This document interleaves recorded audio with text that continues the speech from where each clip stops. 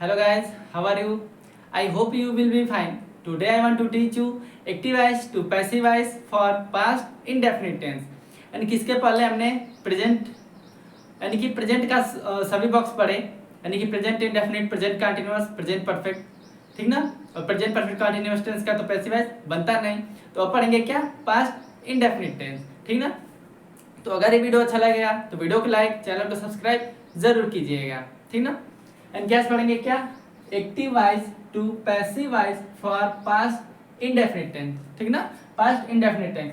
तो एक सबसे पहले एक नोट लिख लेते हैं, यानी कि पहले से मैंने एक नोट लिखा है इस बोर्ड पे, देख सकते हैं आप। क्या नोट में क्या रहेगा, यानी कि पैसिव ऑब्जेक्ट्स के रूप में one, someone, no one, nobody, somebody, people, police, public, us, them, ETC का प्रयोग नहीं होता है, ठीक ना। ईटीसी का प्रयोग नहीं होता है, लेकिन सेंटेंस का अर्थ स्पष्ट न हो तो उपरोक्त पैसिव ऑब्जेक्ट्स का प्रयोग किया भी जा सकता है। उपरोक्त नाउन्स, प्रोनाउंस, नॉन्स ऑब्लिक प्रोनाउंस का प्रयोग किए बगैर सेंटेंस का अर्थ स्पष्ट हो जाता है, इसलिए इनका प्रयोग नहीं होता है, ठीक ना। पैसिव ऑब्जेक्ट्स के रूप में, इसका मतलब पैसिव ऑब्जेक्ट्स, यदि एक्टिव वॉइस में ऑब्जेक्ट आया है, यानी कि एक्टिव वॉइस में सब्जेक्ट आया है, क्या, ऑब्जेक्ट नहीं सब्जेक्ट, क्या, one, someone, no one, nobody, somebody, people, police, public, us, them, ऐसा करके, यानी कि शुरुआत में आया है, यानी कि एक्टिव वॉइस के सब्जेक्ट में आया है, तो उसे पैसिव वॉइस के ऑब्जेक्ट्स के रूप में क्या प्रयोग नहीं करते हैं, पैसिव ऑब्जेक्ट्स के रूप में, यानी कि उसे लास्ट में नहीं लिखते हैं। जैसे अभी मैं एग्जांपल बता रहा हूं, जैसे लिखते हैं एग्जांपल नंबर फर्स्ट, यानी कि पास्ट इंडेफिनिट टेंस में एग्जांपल नंबर फर्स्ट, जैसे एग्जांपल नंबर फर्स्ट में एक्टिव वॉइस, यानी कि active voice, someone stole my pen, ठीक ना, someone stole my pen, जैसे ये आया सेंटेंस एक्टिव वॉइस में, पास्ट इंडेफिनिट टेंस का है, someone stole my pen, यानी कि someone मींस कुछ लोग ने, stole मींस चुराया, my pen मींस मेरा कलम, यानी कि कुछ लोग मेरा पेन क्या किया, चुरा लिया, ठीक ना। यानी कि तो इसको पैसिव वॉइस बनाएंगे, इस सेंटेंस का जब पैसिव वॉइस बनाएंगे तो कैसे बनाएंगे, ये क्या है, समवन सब्जेक्ट और माय पेन ऑब्जेक्ट। तो एक्टिव वॉइस से पैसिव वॉइस में चेंज करते समय एक बात का ध्यान देते हैं, क्या, ऑब्जेक्ट को सब्जेक्ट बनाते हैं और सब्जेक्ट को ऑब्जेक्ट। तो माय पेन क्या है, सब्जेक्ट, तो ये किसमें है, someone stole my pen, past indefinite tense का अफर्मेटिव सेंटेंस। तो अफर्मेटिव सेंटेंस है, यानी कि समवन स्टोल माय पेन, तो क्या लिखेंगे यहाँ पे, माय पेन, ऑब्जेक्ट को सब्जेक्ट बनाएंगे तो क्या लिखेंगे, माय पेन। उसके बाद क्या करेंगे, ये पास्ट इंडेफिनिट में है, तो पास्ट इंडेफिनिट में अगर आया है तो किसका हेल्पिंग वर्ब लेगा, पास्ट कंटीन्यूअस का। तो पास्ट कंटीन्यूअस का हेल्पिंग वर्ब क्या होता है, वाज वर्ब। तो सिंगुलर के साथ वाज और प्लूरल के साथ वर्ब। तो यहाँ पे क्या है, माय पेन सिंगुलर, तो सिंगुलर के साथ क्या लिखेंगे, वाज, तो माय पेन वाज, उसके बाद वर्ब लिखेंगे, वर्ब क्या है, स्टोल। तो इसमें वर्ब का सेकंड फॉर्म है, क्योंकि पास्ट इंडेफिनिट टेंस का अफर्मेटिव सेंटेंस है, लेकिन पास्ट कंटीन्यूअस टेंस में बनाएंगे और पैसिव वॉइस बनाएंगे तो वर्ब का हमेशा कौन सा form, third form. Passive voice में कौन सा फॉर्म यूज करते हैं, वर्ब का थर्ड फॉर्म, यानी कि माय पेन वाज। अब क्या लिखेंगे, टू स्टील, स्टोल, स्टोलन, ठीक ना, स्टोलन, यानी कि स्टील और स्टोल का मतलब यानी कि चुराना, ठीक ना, कोई चुरा लिया। तो माय पेन वाज स्टोलन, उसके बाद वर्ब के बाद क्या लिखते हैं, बाय का प्रयोग, बाय। उसके बाद समवन है तो समवन नहीं लिखेंगे, यानी कि बाय और समवन, जैसे मान लीजिए बाय लिखा और समवन ऐसे करके लिखा, तो ये गलत नहीं माना जाएगा, ये भी सेंटेंस सही ही माना जाएगा, लेकिन इसे नहीं लिखते हैं। बाय समवन का प्रयोग पैसिव वॉइस में नहीं करते हैं। जैसे मैंने क्या लिखा, पैसिव ऑब्जेक्ट्स के रूप में, तो ये पैसिव का ऑब्जेक्ट हुआ ना, सब्जेक्ट तो माय पेन हो गया, ऑब्जेक्ट ये हुआ क्या, समवन। तो पैसिव ऑब्जेक्ट्स के रूप में one, someone, no one, nobody, somebody, people, police, public, us, them, etc का प्रयोग नहीं होता है, ठीक ना। तो इसे कहाँ इरेज करेंगे, बाय के बाद सब इरेज, यानी कि बाय लिखेंगे नहीं, बाय के बाद समवन या नो वन समबडी नहीं लिखेंगे, ठीक ना। यानी कि समवन स्टोल माय पेन, तो my pen was stolen, my pen was stolen. अब ये सेंटेंस क्या है, पैसिव वॉइस का सही है। अब लिखते हैं एग्जांपल नंबर सेकंड। तो एग्जांपल नंबर सेकंड लिखने के लिए इसे अरेंज करते हैं। जैसे ये समवन आया तो समवन नहीं लिखे, बस स्टोल तक। उसी तरह क्या, one, someone, no one, somebody, people, police, सब किसी का नहीं लिखते हैं, ठीक ना। अब लिखेंगे, यानी कि इसे अरेंज करते हैं। अब एग्जांपल करेंगे एक्टिव वॉइस से पैसिव वॉइस में चेंज करने का, यानी कि पास्ट इंडेफिनिट टेंस का एग्जांपल। जैसे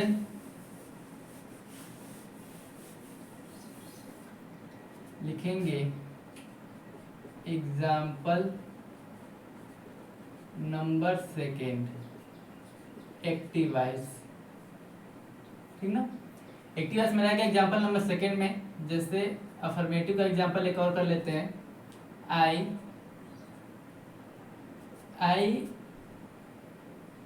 road a letter in the night, ठीक ना, in the night, NIGST, night. तो अब इसको पैसिव वॉइस में चेंज करेंगे तो क्या, I wrote a letter in the night. I wrote means मैं लिखा, और लेटर मीन्स एक पत्र, इन द नाइट मीन्स रात में, ठीक ना। मैं पत्र लिखा कब, रात में। तो इसमें ऑब्जेक्ट क्या है, लेटर, और लेटर क्या है, ऑब्जेक्ट। इन द नाइट को लास्ट में लिखेंगे, यानी कि सब्जेक्ट क्या है, आई रोट, और लेटर क्या है, ऑब्जेक्ट। तो ऑब्जेक्ट को सब्जेक्ट बनाएंगे, यानी कि अ लेटर। तो अ लेटर क्या है, सिंगुलर की प्लूरल, ये पास्ट इंडेफिनिट का अफर्मेटिव है। तो जब पैसिव वॉइस में कन्वर्ट करेंगे, यानी कि चेंज करेंगे, तो अ लेटर, उसके बाद किसका प्रयोग करेंगे, यानी कि हेल्पिंग वर्ब का। तो हेल्पिंग वर्ब को किसका लगेगा, पास्ट कंटिन्यूअस का। प्रेजेंट इंडेफिनिट टेंस में आता है एक्टिव वॉइस, तो पास्ट कंटिन्यूअस का हेल्पिंग वर्ब लेता है, बताया था। तो अ लेटर वाज, उसके बाद ये रोट है, यानी कि राइट, रोट, रिटेन। तो वर्ब का थर्ड फॉर्म लिखते हैं, तो लिखने का वर्ब लिखेंगे रिटेन, क्योंकि पैसिव वॉइस जब भी बनाते हैं तो वर्ब का थर्ड फॉर्म, ठीक ना। तो रिटेन, उसके बाद किसका प्रयोग, बाय का। बाय और क्या है, आई, तो आई का यहाँ पे क्या हो जाएगा, मी, बाय मी। और इन द नाइट, तो लिख देंगे क्या, इन द नाइट, यानी कि I wrote a letter in the night. तो a letter was written by me in the night. अब लिखते हैं example number third, example number third. दो एग्जाम्पल अफर्मेटिव के लिखिए। अब दो एग्जाम्पल हेल्पिंग वर्ब से करते हैं, ठीक ना। यानी कि did he kill the snake, did he kill the snake, यानी कि एग्जाम्पल है active voice. Example number third लिख के ऐसे एक्टिव वॉइस लिखते हैं, ठीक ना। अब पैसिव वॉइस में चेंज करेंगे, यानी कि did he kill the snake. तो जब भी हेल्पिंग वर्ब से शुरू होता है एक्टिव वॉइस, तो पैसिव वॉइस भी बनाएंगे तो हेल्पिंग वर्ब से ही शुरू करेंगे। बस फर्क क्या रहेगा, यानी कि पास्ट इंडेफिनिट में आएगा तो पास्ट कंटिन्यूअस का लेगा, यानी कि जो जिस टेंस में आया रहेगा उस टेंस के सामने वाले का हेल्पिंग वर्ब लेता है, ठीक ना। तो did he kill the snake, तो अब देखेंगे ऑब्जेक्ट क्या है, द स्नैक क्या है, सिंगुलर। तो सिंगुलर के लिए क्या लगाएंगे, वाज, यानी कि पास्ट कंटिन्यूअस टेंस का हेल्पिंग वर्ब लेंगे वाज वर्ब। तो सिंगुलर रहेगा तो वाज, प्लूरल रहेगा तो वर्ब। तो द स्नैक, यानी कि डिड से शुरू है तो किससे शुरू करेंगे, वाज से, यानी कि वाज द स्नैक, उसके बाद किल, यानी कि पास्ट इंडेफिनिट टेंस में वर्ब का फर्स्ट फॉर्म लगा है क्योंकि डिड आया है। जब डिड यानी कि हेल्पिंग वर्ब से शुरू होता है तो वर्ब का फर्स्ट फॉर्म यूज होता है पास्ट इंडेफिनिट टेंस में। अगर अफर्मेटिव सेंटेंस रहता है तो वर्ब का सेकंड फॉर्म यूज होता है, ठीक ना। यानी कि टेंस में मैंने बताया है वाज द स्नैक, उसके बाद किल, वर्ब का थर्ड फॉर्म, तो किल का किल्ड, उसके बाद बाय का प्रयोग, वर्ब के बाद किसका प्रयोग, बाय का प्रयोग करते हैं, बाय, और ही का हिम कर देंगे, यानी कि उसके द्वारा, ठीक ना। यानी कि did he kill the snake, तो was the snake killed by him, was the snake killed by him. अब लिखेंगे एग्जाम्पल नंबर 4, एग्जाम्पल नंबर 4 में लिखेंगे एक्टिव वॉइस, ठीक है। एग्जाम्पल नंबर 4 में एक्टिव वॉइस रहेगा, यानी कि did we eat some mangoes, यानी कि ये एक्टिव वॉइस है। Did we eat some mangoes, यानी कि did we eat some mangoes, तो इसको पैसिव वॉइस में बनाएंगे, तो ऑब्जेक्ट को सब्जेक्ट, सब्जेक्ट को ऑब्जेक्ट, तो इसमें ऑब्जेक्ट क्या है, सम मैंगोज, तो सम मैंगोज क्या है, प्लूरल, और ये डिड से शुरू है, यानी कि हेल्पिंग वर्ब से शुरू है, तो हेल्पिंग वर्ब से शुरू करेंगे, यानी कि डिड से ये शुरू है तो वाज से शुरू करेंगे, क्योंकि पास्ट इंडेफिनिट में रहता है तो पास्ट कंटीन्यूअस टेंस का हेल्पिंग वर्ब लेते हैं, यानी कि did we eat some mangoes, तो वाज नहीं, क्या सम मैंगोज है, तो वर का प्रयोग, किसका प्रयोग, क्योंकि प्लूरल के लिए वर का प्रयोग और सिंगुलर के लिए वाज का प्रयोग, तो were some mangoes, were some mangoes, उसके बाद इट का थर्ड फॉर्म ईटेन, सम मैंगोज ईटेन, उसके बाद वर्ब के बाद किसका प्रयोग, बाय का, बाय वी का अस, बाय वी का अस, ठीक है। लेकिन नोट में मैंने क्या लिखा था, अस और देम का भी प्रयोग नहीं करते, जैसे यहाँ पे सब्जेक्ट में वी आया तो यहाँ पे अस का प्रयोग करेंगे, तो पैसिव ऑब्जेक्ट के रूप में अस का भी प्रयोग नहीं करते हैं, लेकिन और क्या था, यानी कि देम का भी प्रयोग नहीं करते हैं, ठीक ना, समबडी, पीपल, पब्लिक को छोड़ के अस और देम का भी, यानी कि did we eat some mangoes, तो were some mangoes eaten by us, eaten by us लिखे तो कोई गलत नहीं है, सही माना जाता है, लेकिन इसका अर्थ स्पष्ट नहीं होता है, अर्थ स्पष्ट हो जाता है तो इसका प्रयोग नहीं करते हैं, लेकिन अगर अर्थ स्पष्ट नहीं होता है तो इसका प्रयोग करना पड़ता है, तो did we eat some mangoes, तो were some mangoes eaten, eaten तक भी लिख के यहाँ पे छोड़ सकते हैं, यानी कि बाय अस का प्रयोग नहीं करेंगे, फिर भी क्या सही रहेगा, ठीक ना, यानी कि सही माना जाएगा, did we eat some mangoes, तो were some mangoes eaten, were some mangoes eaten, उसके बाद मैंने क्या लिखा था, बाय का प्रयोग और वी का अस, यानी कि बाय अस, तो दोनों तरीके से बना सकते हैं। अब लिखेंगे एग्जाम्पल नंबर 5 में एक्टिव वॉइस, एग्जाम्पल नंबर 5 का एक्टिव वॉइस लिखेंगे, यानी कि when did mad dog, when did mad dog, when did mad dog bite the beggar, the beggar, यानी कि क्या है, when did mad dog bite the beggar, when means कब या जब, did क्या है हेल्पिंग वर्ब, mad means पागल, dog means कुत्ता, bite means काटना, bite means काटना, the beggar means भिखारी को, यानी कि when did mad dog bite the beggar, पागल कुत्ता भिखारी को कब काटा, ठीक ना, पागल कुत्ता भिखारी को कब काटा, तो when did mad dog bite the beggar, तो इसका पैसिव वॉइस बनाएंगे, यानी कि mad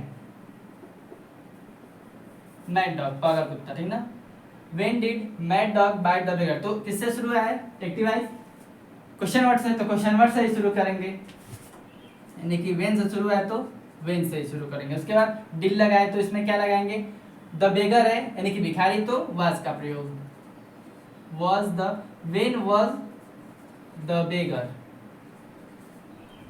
when was the beggar, beggar means भिखारी, ठीक ना, यानी कि when was the beggar, बेगर और बाइट का थर्ड फॉर्म बाइटेन, यानी कि when was the beggar bitten by mad dog, यानी कि mad dog. When did mad dog bite the beggar, तो when was the beggar bitten by mad dog, ठीक ना। अब लिखते हैं, यानी कि example number 6।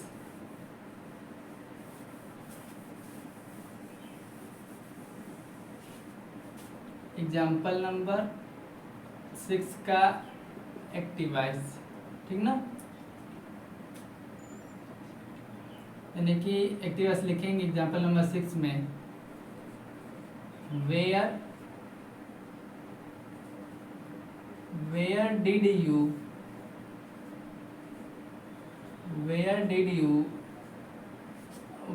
You arrest him, ठीक ना, अरेस्ट हिम। इसका पैसे बनाएंगे, where did you arrest him, तो ऑब्जेक्ट को सब्जेक्ट, सब्जेक्ट को ऑब्जेक्ट, यानी कि हिम का क्या पे लिखेंगे ही, सॉरी सबसे पहले किससे शुरू है, क्वेश्चन वर्ड से, तो क्वेश्चन वर्ड लिखेंगे। उसके बाद हेल्पिंग वर्ब, तो हेल्पिंग वर्ब में क्या लिखेंगे, ही है तो वाज, यानी कि सिंगुलर के लिए वाज। वेयर वाज, उसके बाद हिम का ही कर देंगे इधर सब्जेक्ट, ठीक ना, यानी कि वेयर वाज ही, उसके बाद अरेस्टेड, अरेस्ट का थर्ड फॉर्म अरेस्टेड, उसके बाद बाय, और क्या है यू, तो यू लिख देंगे। यानी कि क्या है एग्जाम्पल नंबर 6 में एक्टिवाइज, यानी कि where did you arrest him, तो where was he arrested by you, ठीक ना। तो ये था active voice to passivise for past indefinite tense. तो कैसा लगा ये मेरा पढ़ाया गया एक्टिवाइज एंड पैसिवाइज। अगर अच्छा लगा हो तो कमेंट में ज़रूर बताइएगा, और चैनल को सब्सक्राइब करके रखिएगा, और बेल आइकन को प्रेस करके रखिएगा, क्योंकि जब भी मैं वीडियो अपलोड करूं तो उसका नोटिफिकेशन आप तक ज़रूर पहुंचे। मिलते हैं नेक्स्ट वीडियो में पढ़ने के लिए activise to passivise for past continuous tense, ठीक ना। तब तक के लिए राधे राधे।